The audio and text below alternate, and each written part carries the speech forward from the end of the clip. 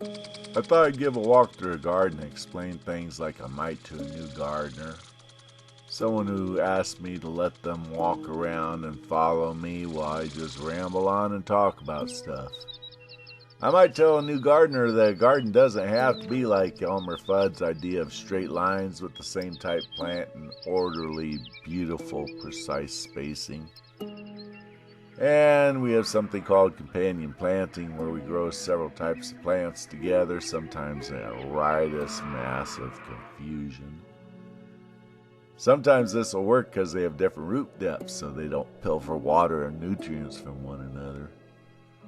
Sometimes they'll have different leaf heights, and one might enjoy being partially shaded by the larger overhead plant.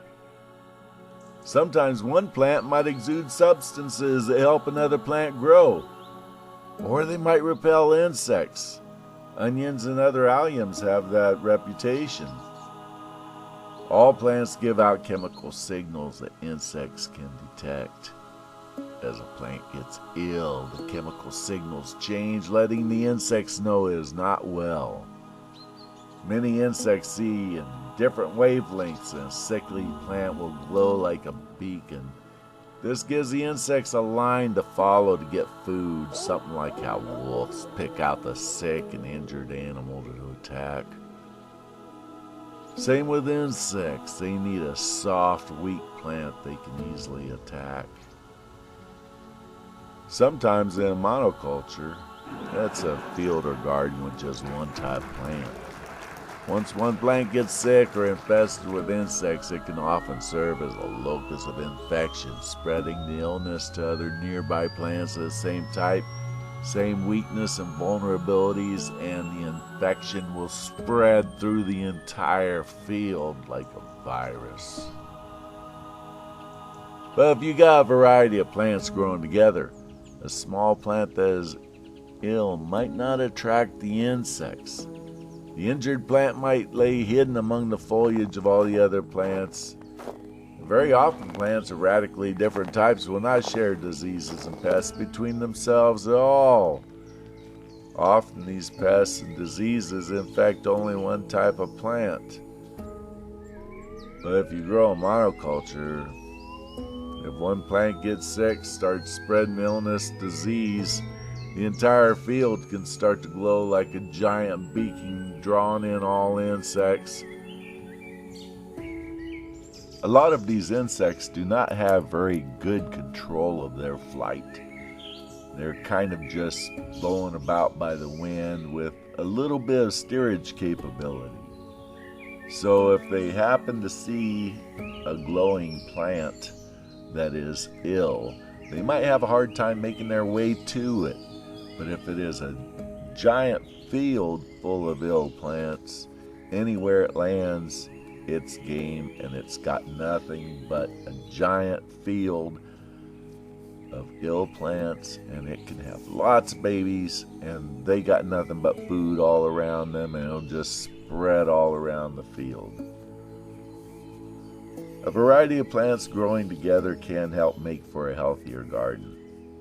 But it doesn't work with all plants. You can't just throw a random hodgepodge of plants together and expect them all to do well. It depends on the roots, the light requirements, the food and the water needs, and the shade, the space requirements, and the gardener. All these different environmental conditions that matter. If you want to try this technique, I'd suggest you give the Three Sisters method a try. It's been used for thousands of years in the Americas. It's tried and proven. This method uses corn, beans, and squash together. It's an efficient use of space, but there are a few things one has to keep in mind. Otherwise, plants can have issues with space needs, shading, things like that. I got a video about this method. I'll leave a link to it at the end of the video here. Planting in these types of companion planting situations can have a lot of good effects. For instance, you don't have to worry about the insects as much, but you also don't need to worry about crop rotation either. Crop rotations when you're told not to plant the same crop in the same area as before, especially year after year after year. With a monoculture, which most farms are, this is really, really imperative because there's diseases and pests that can build up in those big fields of just one type of crop. You're going to have these insects always ready to attack the crop. You're going to have diseases that are going to be in the soil and the local environment. With a mixed plant environment with lots and lots of different type plants, a little bit of this here, a little bit of that there, you have less of these type problems. Sometimes there's going to be plants in there I'm never even going to get to. The beans are be climbing up in the corn and I'm not going to see them because everything's the same green color.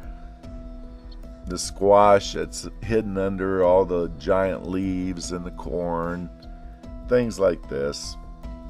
But what you've got is a giant rhizosphere, that's the root zone, full of all these roots. They're all alive, and a wide variety of plants, and these plants have got root exudates that they put out and feed the microorganisms in the soil. All this is very, very important. And so go ahead and have a variety. See what works for you. You kind of have to learn what plants can be managed together. Some plants won't do well with others. What works for one person might not work well for another person. You got these local environmental considerations. Sometimes you'll find one person saying, hey, you plant this with this, and they really go together, and another person will say that they're total enemies. So it all depends on the individual. But this is what makes growing things interesting, and it's also why you have to open yourself up to failure and disappointment. Agriculture is one of those things that makes you have to confront and deal with and accept reality.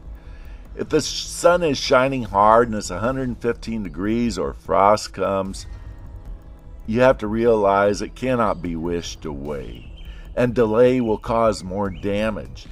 Things in gardening and agriculture are easier to prepare for than to respond to afterwards. You learn to think ahead. You learn to think a season ahead. So let's go on about watering here.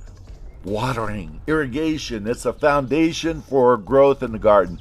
Food grows where water flows. Water binds to nutrients in the soil like a solvent, and all these things are taken up by the roots. The water serves as a solvent to go through the plants, transporting nutrients through the plants, and it's used by the plant to convert the power of sunshine to break apart carbon dioxide from the hydrogen from the water in the process of photosynthesis. It's a really complex thing, but these photons of light, kind of like a strobe of energy, excite the very complicated arrangement of stacked photon stuff and all this green gooey stuff in the leaf. It's kind of like a hydrogen-fueled car. The hydrogen goes through some exchanger that converts it to electricity by pushing electrons through a membrane that excites something and makes it electrical stuff. And somehow or another, that is converted to the plant life.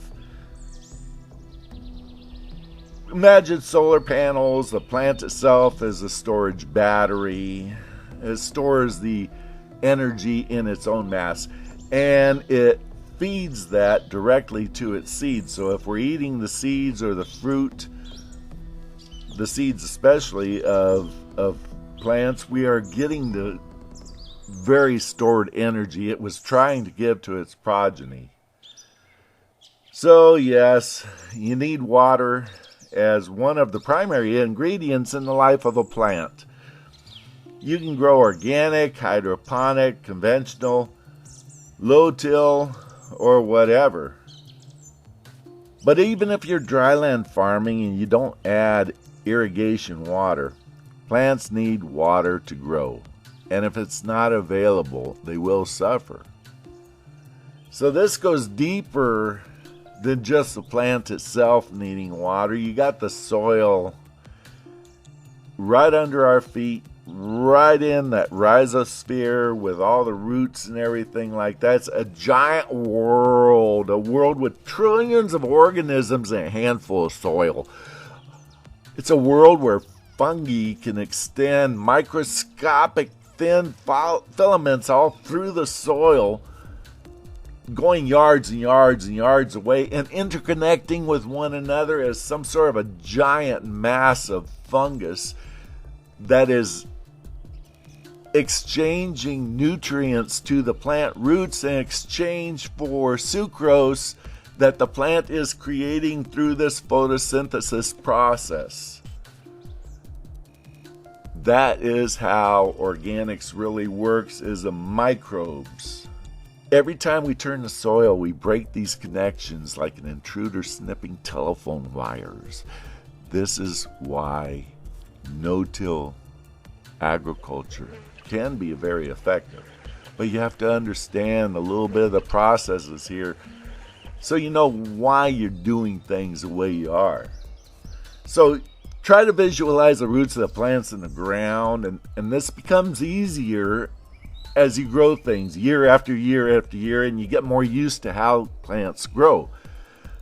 But one thing to keep in mind is that roots go after water. So you should put water where you want the roots to go, keeping in mind the biology of the plant and the nature of the root system. Some plants will have deep roots, some will have shallow roots.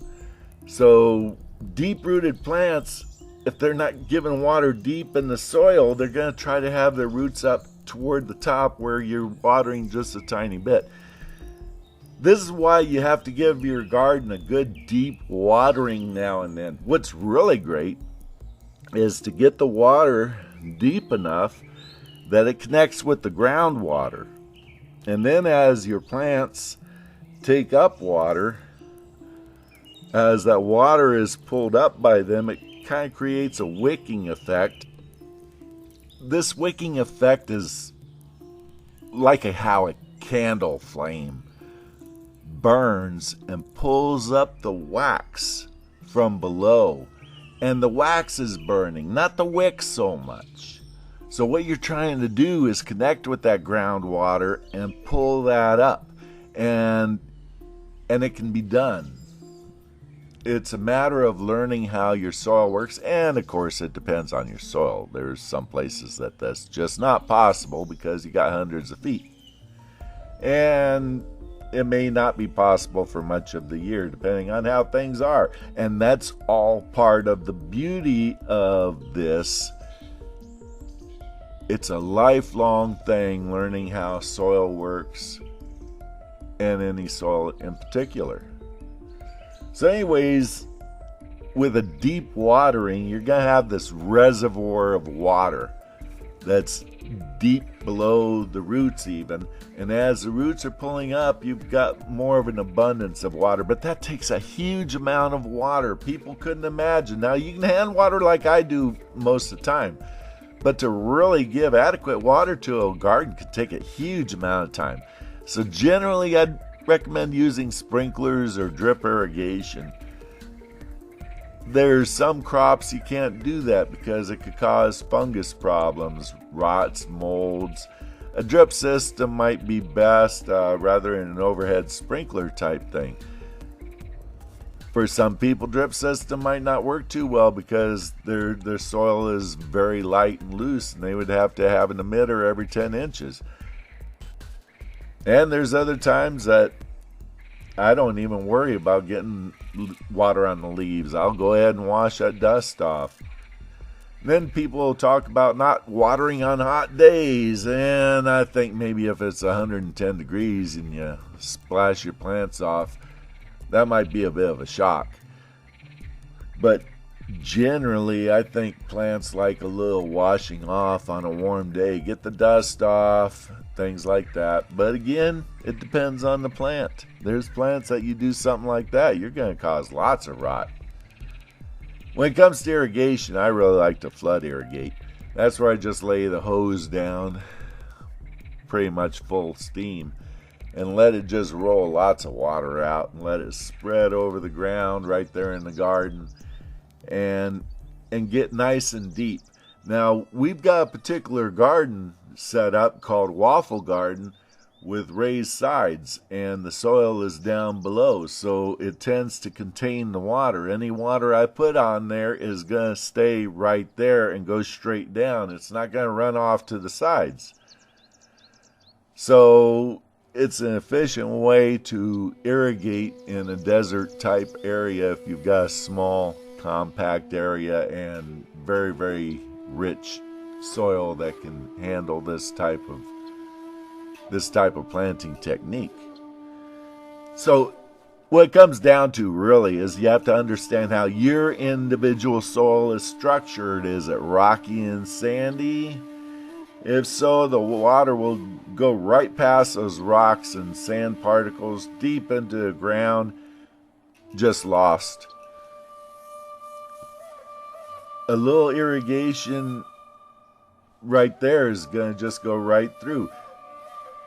The soil won't hold water and it won't retain nutrients. You need to buffer it up. You need to put lots of organic matter down. Peat moss, compost. These are like little sponges that get between the sand and rock particles, and they absorb moisture and they attract the nutrients and then allow the roots to take those nutrients away.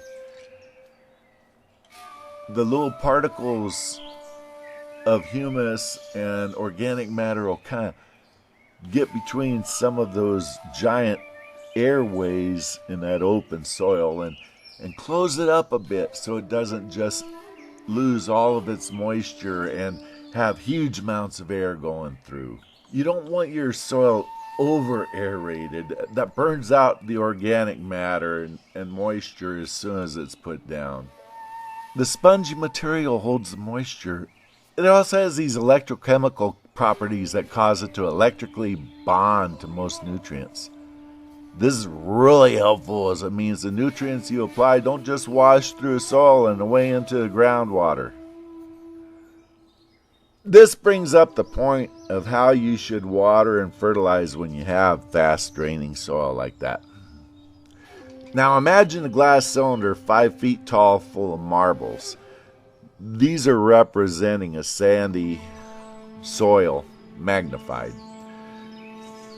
Now imagine this 5 foot tall glass cylinder of marbles has screen on the bottom and an open top, and you go along and dump a 5-gallon bucket of water into the top of that cylinder full of marbles, and the water's just gonna wash right through, gone, taking all the nutrients with it.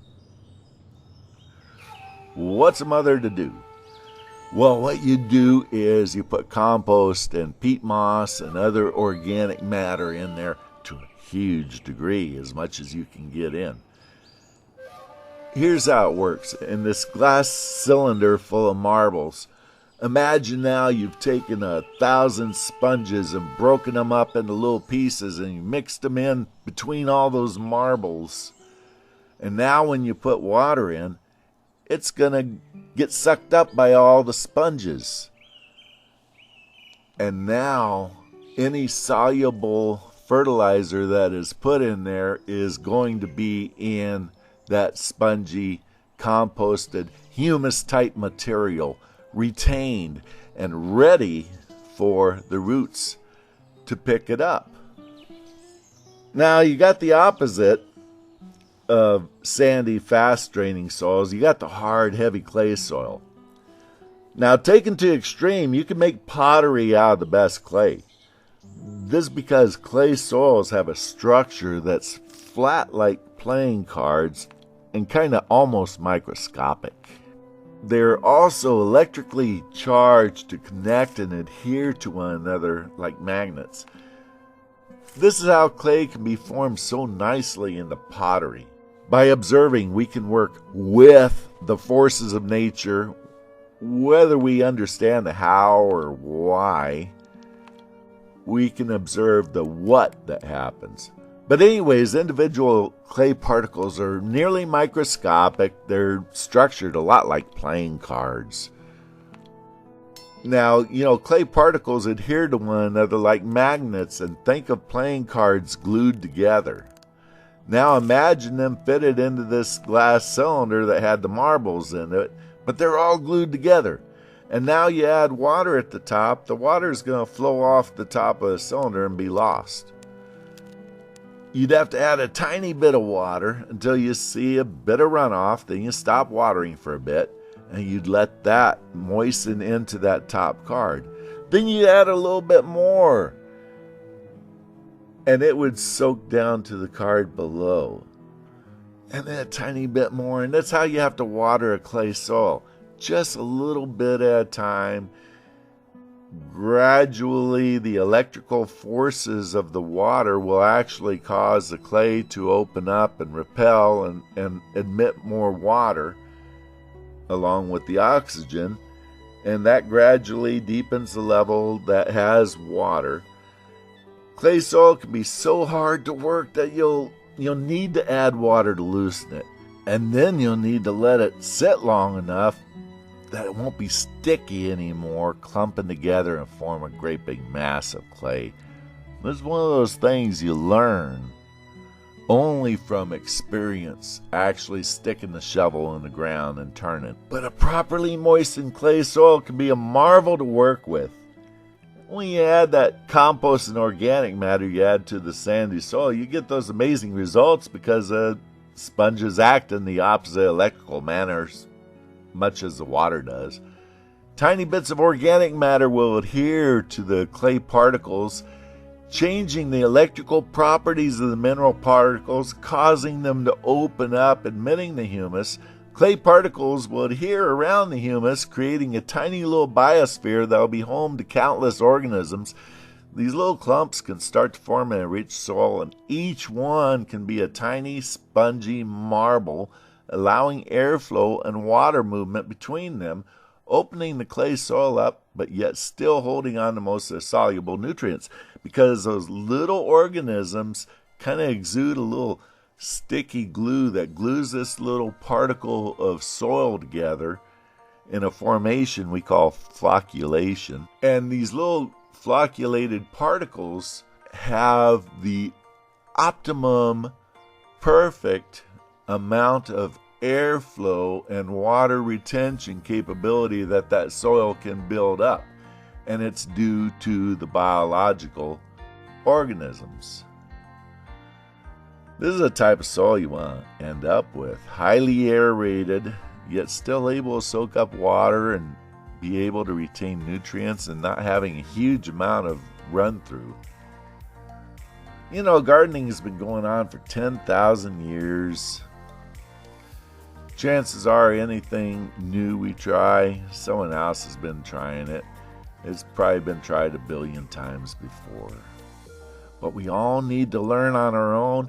So get out there and plant something. Start a garden.